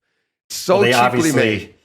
I think, the U.S. Navy was involved with Top Gun as a recruiting tool. So they had big time advantage of getting some great footage in that movie. Tony Scott, Brock. I mean, you had that. It was just, that's a huge production. And you had Louis Gossett Jr. and some kid in a tape deck. Okay. I love funny. Louis Gossett Jr. but and I do. I love that movie. I'll watch it. I'll watch it again. It's pretty funny. But but now I'm glad I cleared that up. I wasn't sure. Maybe there was some lapses in security. Well, now you know. Yeah. Now I know it wasn't as accurate. I hope I'm giving you good information. Yeah, that's good information. So. But, all right, what are some of your other favorite home theater movies? They don't have to be good movies. They could be guilty pleasures. Well, one of my favorites is Interstellar. Oh, of course. Yeah. I mean, that movie just, and that's actually a movie that I walked out of the theater in the middle of. Bad presentation? I think I was there by myself. My wife wouldn't go. And my kids didn't want to go, so I went to see it on an IMAX screen. It was not a great presentation. It was washed out. I think the exit lights were washing out the sides of the screen, but I also was just, I don't know if I was in the right mood, mindset or what, but yeah, it's just, I walked out. My brother had told me, hey, you got to go see this movie. It's phenomenal. And I called him back. I'm like, try this again. Yeah. And he was like, well, you got to try it again. When it came out on video, on disc, it just really sucked me in. And that's been a mainstay for me for quite a while. I love digging back into that film. Yeah. It's long. It makes it tough because it's so long to dig back into it. My son loves it too. He loves the entire, he's an engineer, and I think he learned about it in high school, and one of his, was it high school? Might have been college. Maybe one of his professors said it was like one of the more accurate depictions of everything that goes on. And he's like, of space travel and everything. And like, no, this is real. And like, this can happen. And based on the theories that they know, this is all everything that could go on. And that's why, but when you watch it, you're like, this is so far-fetched. But there's actual physicists saying that, it's exactly how it works. Yeah. Yeah, I had read some similar stuff before I watched it again, and I think that's one of the things that kind of made it more palatable. Yeah. During the second viewing. Yeah. Yeah, my son learned about it before he saw it. And then he wanted to see it because he was learning about all that idea of the space travel and everything, and they pointed to that movie, and he's like, Dad, do we have this? I'm like, oh yeah. Yeah. You know what else is on that kind of same level? Have you seen the show Foundation on Apple TV Plus? So my son was telling me along the same lines of time travel and space travel in folding time. And we talked about it a long time ago. And it's like, if you got to get from point A to point B on a piece of paper, that's a long distance when it's across the paper. But if you fold the paper in half and you put those 2 points on top of each other, you're there already, right? That he told me about that years ago, and now they're talking about it. And not that, I'm saying that this is a legit theory. That doesn't it sound crazy? But they say you fold space and you're there already. And they're working on that. People obviously much smarter than you and I are working on this technology of folding space. And that's what is going on in that show. And I think it goes over a lot of people's heads, but I legitimately heard about this a few years ago. You know that guy, Bob Lazar? Are you familiar with that name? I am. It sounds familiar. He's the Area 51 guy that claims that he worked. This was probably in the 90s. He was in a laboratory in Area 51 where they had UFOs. And the government, everyone says, no, he's lying. But he has all he was the on detailed Rogan. information. Yes, Yes. he was on Rogan. Yep, that's why I and know his Netflix name. has a special. Yep. He talked about that folding of it. I think he described it as folding of gravity, Yeah. where they had these gravity modulators and the UFO that would literally fold the gravity and just like you're saying, it's like folding a piece of paper. You can just You're there already. It's yeah. It's like, And that's what he claims that these UFOs had in them. Whether or not, I mean, who knows? yeah. He's very convincing Isn't he? when he's talking. But I mean, it's possible. Yeah. It's just interesting that it's showing up in our entertainment, and unless that type of thing intrigues you, you don't realize it, but it's legit. It's not science fiction. It's like they're working on it scientifically, which is amazing, you know? But yeah, that's pretty cool. Yeah. What else you got? So some other movies. Let's see. Hannah's one of my Love Hannah. favorites. Yep. That's a great one. What a great flick. Since it's October, Halloween, the original Halloween. Yes. I haven't. And The Shining. The Shining. I did. So I haven't watched The Shining. My wife and I watched that a couple of years ago in 4K. I think when it first came out. Oh, it's beautiful. Isn't it? They did a great job with that. Yeah. But I reviewed, what was the sequel to it? Last year for Halloween. The Dr. Sleep.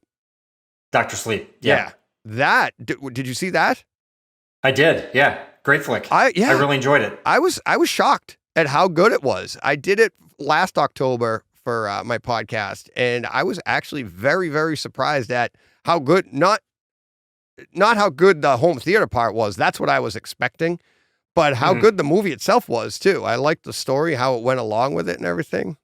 Horror is tricky for me because I typically find that by the fourth act, I'm like, okay, this is nonsense. Like a horror movie can have me hook, line, and sinker for half the movie, and then they always seem to get totally ridiculous. Yeah. I'm not a big horror fan myself. My wife is. She likes that stuff, and she likes to be scared and stuff. And I'm like, I find myself, I know this isn't real. And it's like, all right, so we're going for gory here just for shock value. And I'm like, I get kind of taken out, but there are some like, what do you call it? Any of the like Psycho, any of the classics, though they're more of a psychological horror, you know, The Omen, going back, Invasion of the Body Snatchers, that even Invasion of the Body Snatchers, that's a horror movie, but it's more of a, like, it messes with your brain all the way through. It's not just the jump scares and stuff like that. Right. Right. Which are some of the best. Ex Machina was a good one. Yep. Yeah. That's that. I don't know if that's technically horror, but that is kind of a psychological big thriller, time. Right. Big time. Yeah. That's it's a horror at the end. If you think of like, like this could happen. Like we're not far off. Like I could totally see that happening. That's why it's a horror. You know, it's like, that's more horrible than like Texas Chainsaw Massacre or something. like all right. Oh, for sure. Definitely. But, guilty pleasures. I mean, the John Wick trilogy. Yeah. Yeah. I mean, that kind of stuff. I'm a sucker for things like The Expendables. Yeah. Anything that harkens back, you know, like I'd mentioned, Die Hard. Yeah. Is one of my all-time favorite movies. Crimson Tide. Yep. The Hunt for Red October. Yep. A Few Good Men, I really enjoy. A Few Good Men's actually something that I listen to quite frequently when I can't sleep. Oh, really? Yeah, I just pop in some earbuds and lay down, crash out, and just kind of, you know, that's just something that lulls me to sleep. Yeah. Even though I love it, but I've heard it so many times that you don't concentrate on it. Yep. Exactly. Let's see. I saw an interesting one recently. Have you ever heard of The Wave? I did. And I believe I own it. I haven't seen it. It's a Norwegian film. Yeah. And the cover is like all the people are running in the right, bottom right corner. And there's a giant wave behind them, correct? Yeah, pretty much. Yeah. It's just, and I own it. And I haven't watched, you know, you see something, you're like, I'm going to want that. And you buy it. And then I just haven't watched it yet. It has a couple of moments. I don't want to ruin it for you. It's worth about watching. A wave, I don't right? think you're going to be.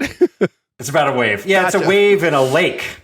Oh, really? Not an ocean wave? It's a lakeside town up in the mountains, and one of the mountains is unstable and dislodges and falls into the lake, and the wave takes the town. Yeah. Okay. Yeah. Wow. Which is too dissimilar from what is that Ewan McGregor movie about the tsunami in Thailand? Oh, the Impossible. Okay, I haven't seen that one. You haven't seen that one? No. That's another one that's worth watching.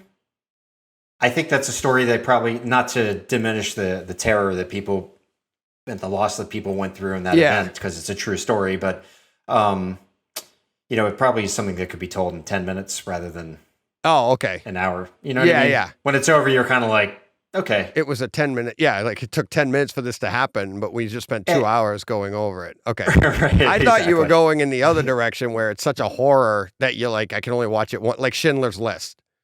Absolutely. Every time a new edition comes out, I feel like I have to buy it because I have to honor that movie, but I don't want to see it. What a powerful movie. It is. That is a true horror story.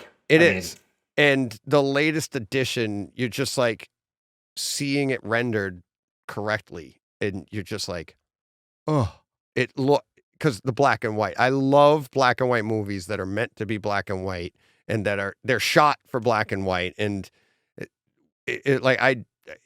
Psycho, I reviewed that a few weeks ago, and just watching that in HDR and and you're just like, holy cow. I need to check that out in HDR. Yeah. You have to, because I said it when I was reviewing it, when I was talking about it, it's like HDR is all about light to dark, and we can be fooled by the color that's overlaid the light and dark, right? The foundation of our picture it's the grayscale. Well, when all you're left with is the grayscale and how great it looks, and Hitchcock, just the way he shoots everything, and you're like just watching it, and it's like watching it on your screen in HDR. It is. Is it a transfer from the original negative? I believe so.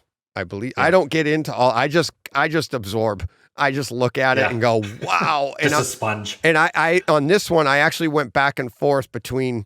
I was so excited about this movie and how good it looked compared to the 1080p version. And on the Zapiti, I can do that. I can flip back and forth between the two in probably about 30 seconds between backing out of the movie and going to the other movie.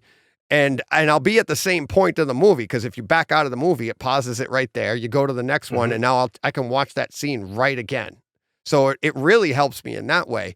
And going back and forth between the two, there were scenes in the 1080p that looked like it was midday. And then when you watch the HDR version, it's when he's pushing the car into the water and stuff, that's early morning. It's supposed to be dusk, and it's supposed to be dimly lit. And in the 1080p, it's like the chrome on the car is so bright and he's all lit. His face is fully lit. And a lot of people would like that because it looks like your TV's on vibrant, and you're like, no, that's a great picture. Yeah, but it's wrong. Because when you go to the HDR, his face is more consistently lit all the way across. And you're like, oh my God. And I did this without the Lumigen. And now with the Lumigen, I watched these scenes over again. I went back because that was one of my first to test it. And I'm like, oh wow, it's even more consistent. It's even nicer. But it was still very evident on what that HDR did and how consistent it made the image and the details that it pulled out. Very cool. It's awesome. I'm sold. I'm sold. Thank you. That's going to have to be one that I watch for sure. Yeah.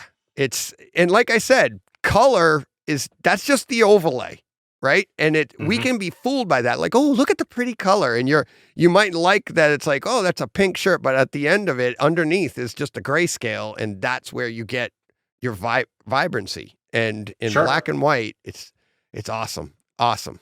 It's it's in DTSX. Really? Psycho in DTSX.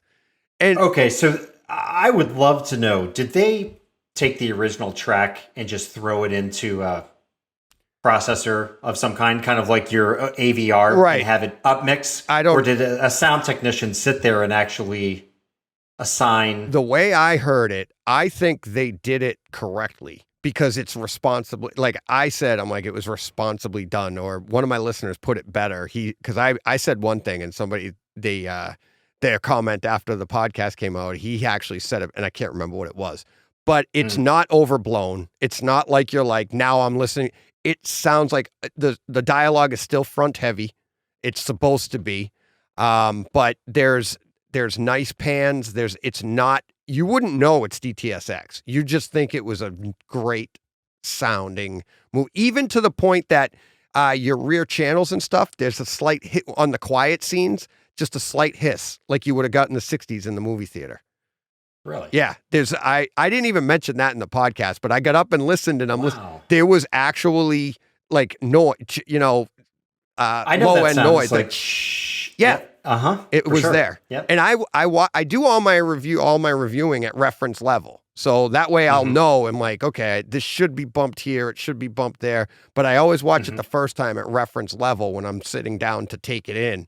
And then that way I get to hear everything that's supposed to be there. And I actually found that sound, that shh, it was part of the movie. It made you more enveloped in the scene because the dialogue's so front heavy and everything. And then when sounds do come in, it's about 20 minutes in before you first get the idea of like, oh, they are using the rear channels. Okay, cool. Here we go. And the sound moved through the room, and it was very nicely done.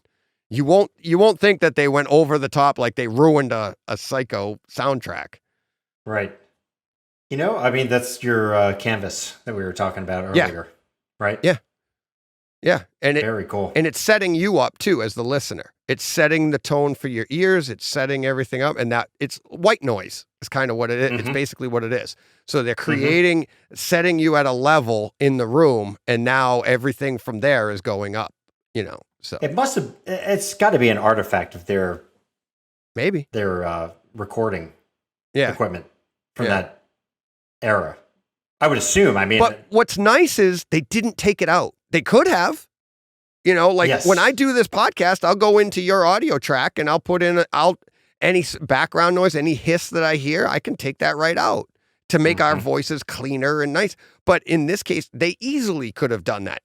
I mean, I could probably do it myself. You pull the track out and you clean it up in Audacity and put it back in. Hey, I just ruined Psycho.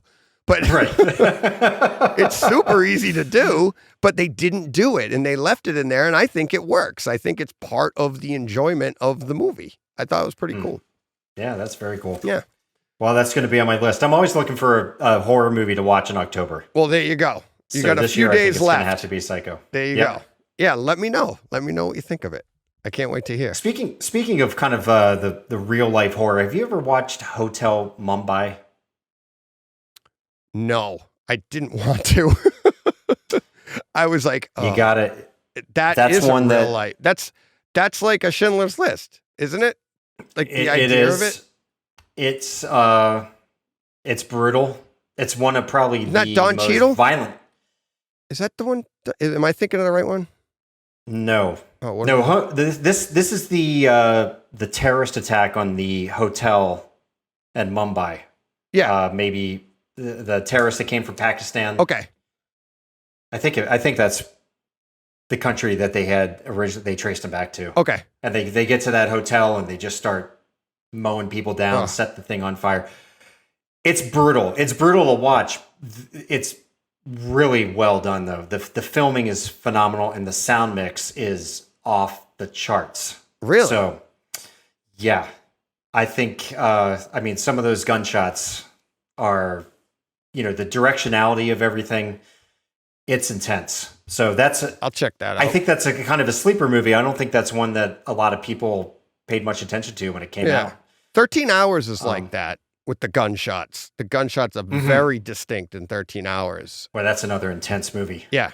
Yeah, it is. And and Black Hawk Down, another one. It's super intense all the way through, and the sounds are just so realistic. If you've ever been on a gun range, you're like, wow. It like you get that punch and you're like, ooh, that was real. I've been around that. The acting in that movie is really good too. Black Hawk Down? Yeah. Yeah. Oh, it's such that's you talk about guilty pleasures. I mean, not that that's a That's a pleasurable watch, but that's a film that I've watched quite a few times. Yeah, difficult. You know, it is. It's a difficult watch. Not Schindler's List level, but it is difficult to watch, and it's just but I know what you mean. It's the reverse of like the guilty pleasure. Like I'm getting pleasure. I'm being entertained by this, and I really shouldn't be. And that's you know what I mean. And it's like, ugh. I read a book written by one of the guys that was involved with that operation. He was a Navy SEAL that was doing advanced work in what was the name of the town? It was oh man. Anyway, yeah. He was positioned on a rooftop of a building for months. Really? In advance. It was he and a buddy, and they were just surveilling the city. And the one thing I remember him saying, and he ended up in the battle, but his escape route was the ocean. And he was situated on top of what used to be a meat factory where they would grind up parts and spit them out into the ocean. And basically said that the ocean was just full of sharks right there. Oh, wow. So... yeah, that's where he had to escape to. That was his. That was his egress. Oh, yeah, right into the shark-ridden waters, which he never had to do. But he ended up in the fight. But it's a very intense. One way to get you motivated to fight, you can either go that way or you can go that way. Yeah. Well, exactly. my guns don't work on those guys in the water, so I might as well go back that way. Right. Yeah, that's yeah. My wife actually likes that movie, Black Hawk Down. She likes really. Yeah, my wife loves Black Hawk Down, and she loves Apocalypse Now. Apocalypse Now is one of her favorite movies. Your wife and my wife are like polar opposites. Yeah, my wife is. Well, I'd say my wife's polar opposite of most people, but she loves like mystery, like. She sits in on Saturdays and just watches murder shows. And I'm like, just how like spouses killed each other and stuff. And I'm like, so if this podcast goes dark all of a sudden, we know exactly what happened. Like, hey, I haven't heard from Brightside Home Theater in a while. Just tune into your Lifetime murder mystery show or whatever. And I'll probably be there. I'll be like, I know that guy. You'll be the star. I did what you always wanted to do. Right? Exactly. Oh, yeah. Oh, man. But all right. Do you have anything else? Anything else you want to pick up? You want to talk about? Because I want to save some stuff for later. Sure. We'll get you back. We'll talk more Iron Eagle. Oh yeah. Boy, that would be great. Talk about Red Dawn. The original Patrick Swayze and Charlie Sheen. Wolverine. Wolverine. And what's his name? The pilot that crashed. He just died in the last few years. Did he pass away? Yeah, he was. Oh, yeah. Yeah, he was also in Avengers. He was one of the guys on the big screen. He was one of the. I'm trying to think of what else he had played in that would be memorable. I remember. It's so funny. He's got a weird name too. It's not like Bob or something. It's what the heck was it? Yeah. But see, we'll research it and we'll talk about that next. Yeah. Red Dawn. Oh, I love that show. Love that show. Oh, so many great flicks from back in those days. Oh, yeah. I do Die Hard every year. I review Die Hard. Me and my son watch it, and I put that out on Christmas Eve as my podcast. On every Christmas Eve, I talk Die Hard with my son. Yeah, it's the only way I can get him on air. It's well, what a great movie. I mean that. I think of my top 5 movies of all time. I mean that's got to be right. One of the most quotable movies, along with like Caddyshack. But I mean Die Hard. I mean my college buddies and I. To this very day, we still text each other quotes from Die Hard. Come out to the coast. We'll get together. Right. Yeah. Yeah. Yippee-ki-yay. Everybody does that one. Yep. Like sitting on a beach, yes. earning 20%. Yeah, earning 20%. Now I know what a TV dinner feels like. Right. It's just, I mean, it's a masterpiece. It is. And It really is. I think people don't, and I say this every time it comes up, but I think people don't realize today why it's such a masterpiece, and because you have to put it into the container of the 80s and surround it with the Schwarzeneggers and the Stallone movies that were so over the top, so big and muscular. And then you have this guy with no shoes in a white tank top that actually consistently got dirtier. It wasn't like one scene was white and then the next scene was black and then the next scene was gray. It was, believe it or not, in the 80s, it was considered grounded, right? And that's what, to me, that was the appeal. Aside from it just being a fun story that was completely different from the book. I read the book after the fact, but it just, like, that when you put it into the 80s and everything that we were taking up, I was blown away by it, walking out of that theater.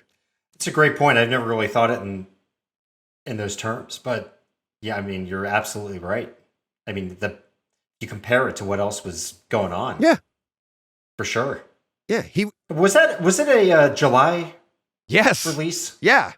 It was like I want to say it was it July 12th? Because that's my birthday. I think it might. Was there a reason why? Do you know why? Was it bumped? I think it might have been bumped. Was it? They did a Movies That Made Us of it. And there's a bunch. Have you seen that on Netflix? The Movies That Made Us, that show? So they'll go through these movies. They just released season 3 and it has 8 episodes in it. And Alien is in there that season. There's a bunch. There's a bunch of horrors in there. Friday the 13th. Nightmare on Elm Street's in there for this season. But the first 2 seasons, they only have 4 movies in each season. And I think the first season has Die Hard in it. And I think I'm checking that out. Yeah, and I'm sure you've seen extras and you've watched the special editions on that, and you'll get some of the information, but then there's a lot of stuff in there what's great about the Movies That Made Us is they go back and they'll a lot of these movies that turned out to be great hits, they almost never got off the ground. And that's what, like, they point out, like, all the difficult things they went through. Like Back to the Future is another one they did. And it was like, that was great film.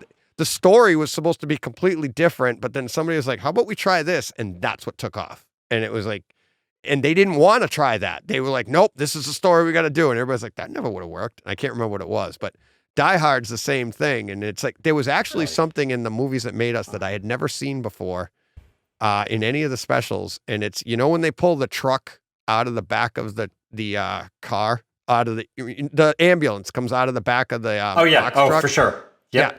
Well, at the beginning of the movie, when they all pull in and they all get out of the back of the truck, there's no ambulance. There's no ambulance in there. But because they didn't know how they were going to get the ambulance in it, and like halfway through the movie, they're like, well, we'll put it in the truck. We're like, but it wasn't there at the beginning. Nobody will remember that. I have never, and I've found quite a few of the errors. Oh, yeah. In that film. Yeah. I mean, there's a number of them, but that never even dawned on me. Yeah. And that's what they knew that. Look, we've got to get an ambulance in here. We got to do something. So we'll put it in the back of the truck. And you see the size of the ambulance and the size of the back of the truck. The only thing that could fit in there would be the ambulance. So it's like, where were all these guys? And it's like, maybe they got out of the ambulance. That would have made sense. But the ambulance wasn't in there because you see them walking out of the back of the truck. Because they're carrying out boxes, right? They're bringing in the missiles. Oh, yeah. Yeah, it's all their gear. Yeah, exactly. Maybe the truck went on another run. I don't know. But no, they said they'll. Maybe, let's say it did. Yeah. After the doors all got locked, right? Because that's what they said. Right, exactly. Right. But yeah, they pointed that out. The other one that I heard, and this was on a laser disc, was Usual Suspects. And it was great. Love that. Man. Isn't that's great. Redfoot. Yeah. Oh yeah. So such a great movie. when the crew flies out to, I think they fly out to LA. And the plane is coming in. Right? And there's multiple pictures of it coming in. Coming in. And then the plane flies over your head and then you see the plane land from behind. Right. Okay. Well, do you know this one? Do you know what happens? No. So who was the director of that? It was it's famous too. It was one of his first movies. It's I can't believe it. I was going to say McTiernan, but that was Die Hard. Yeah, no. Anyways, he was the one doing the audio commentary on the Laserdisc, and he goes, check out the plane. 4 engines, 4 engines, 4 engines. They go to the reverse. Somehow we lost 2 engines. It lands it's a different plane landing with 2 engines. Wow. So it's a jet. It's a 4-jet jumbo jet, 4-jet engines coming in. And then when it lands behind you, now it goes over your head, the camera shot turns to the back of the plane and it's touching down, and it's only got 2 engines. Interesting.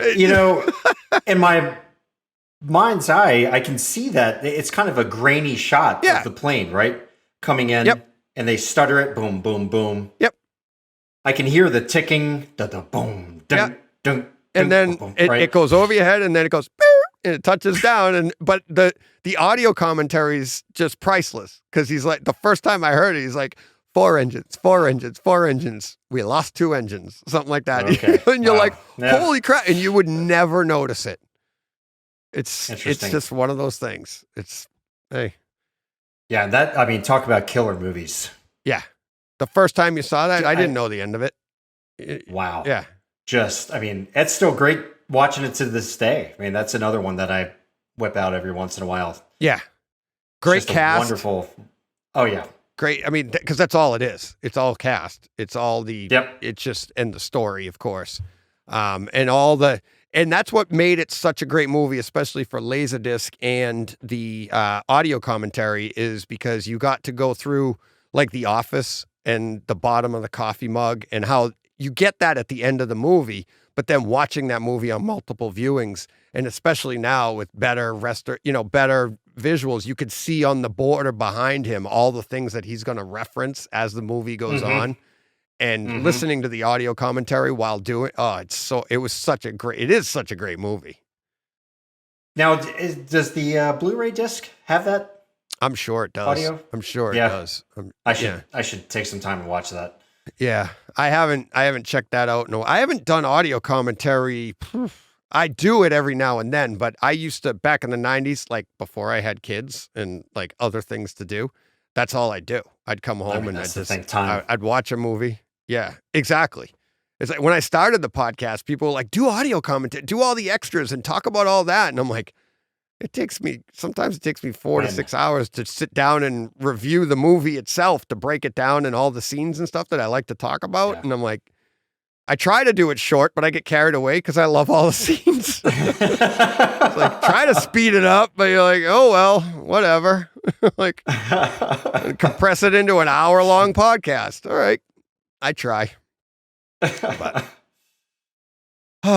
so, all right. Wow, we've been going quite a bit here. We have. It's been a lot of fun. Look, a lot of fun.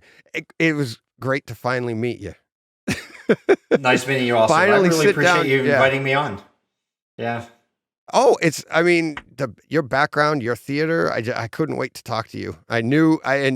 Just our conversations that we've had before this, I'm like, it's going to be a lot of fun, and everybody's been a lot of fun. And, definitely. I would love to have on your guy that reviews movies. That would be Mike. A blast. Mike. Yeah.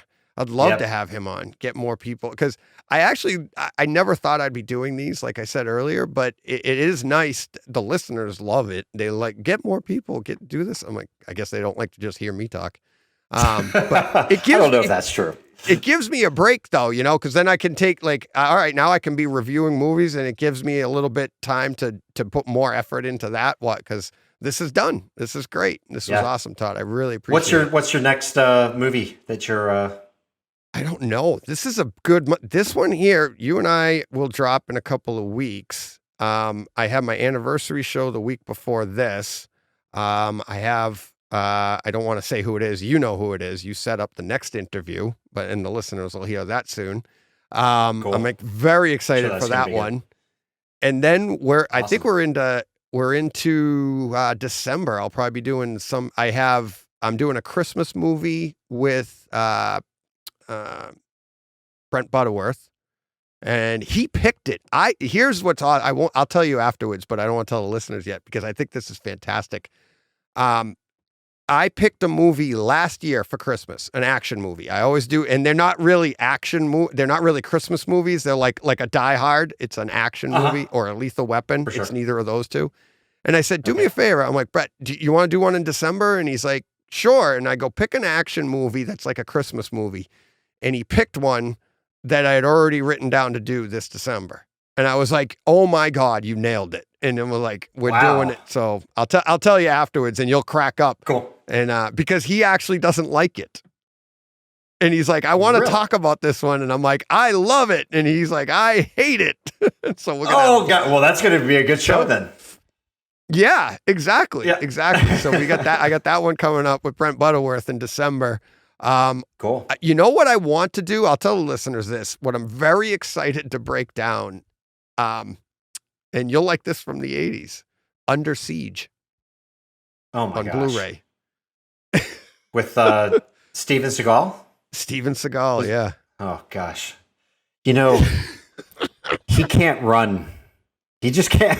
Yeah. Have you ever seen the YouTube video clips of him running? Yeah. Him and Tom Cruise in a race would be fantastic. Oh.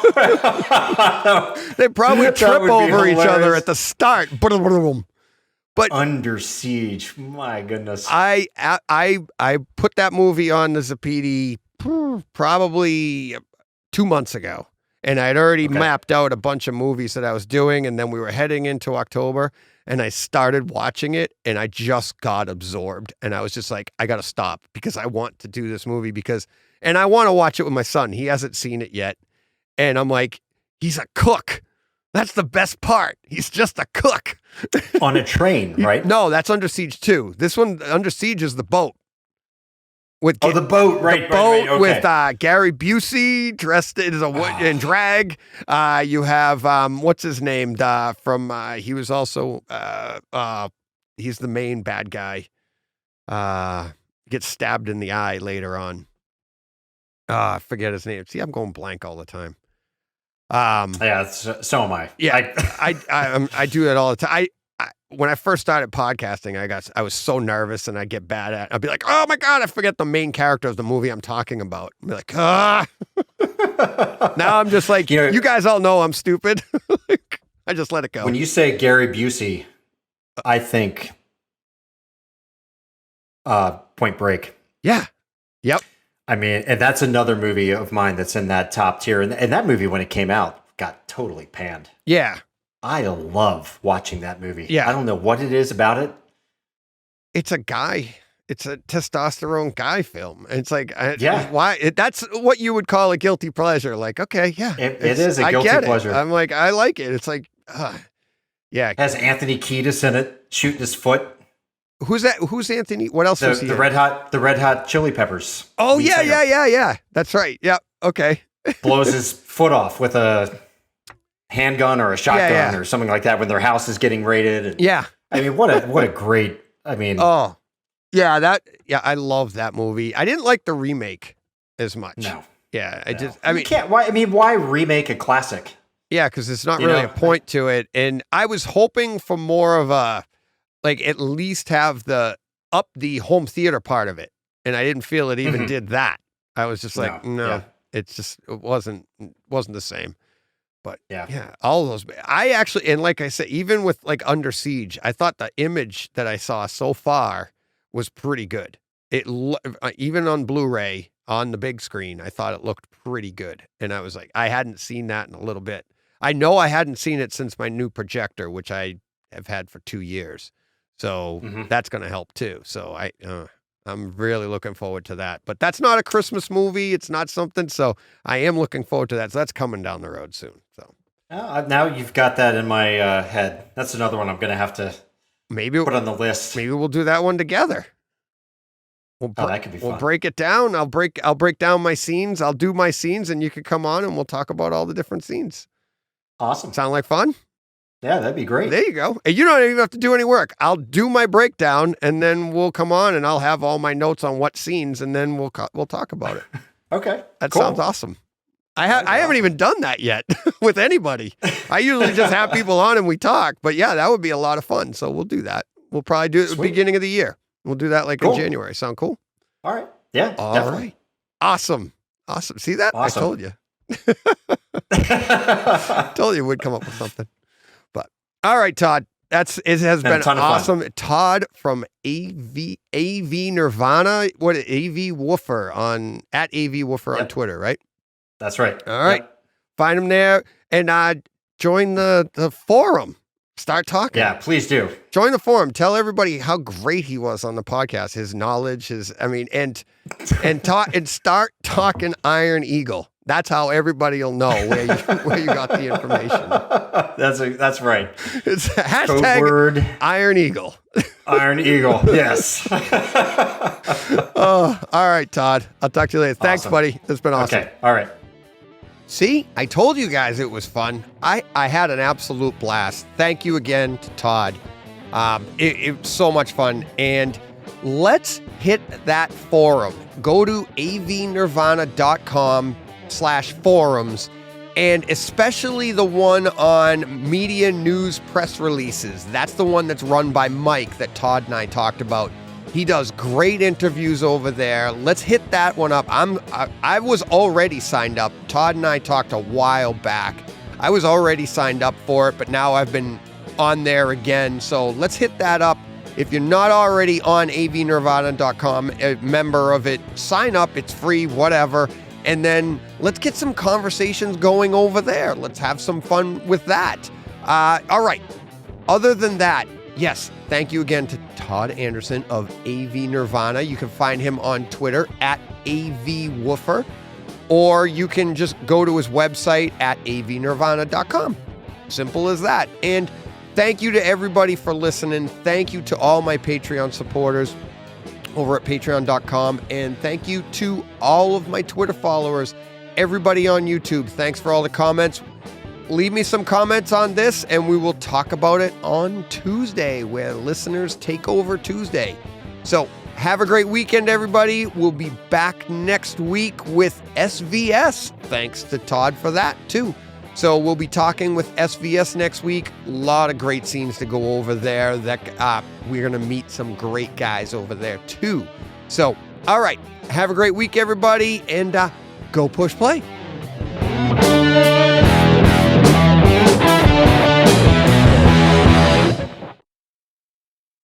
Hey, Fred. This has been a Hey Fred production with theme music by Jeff Bernhardt and Throne Vault Productions.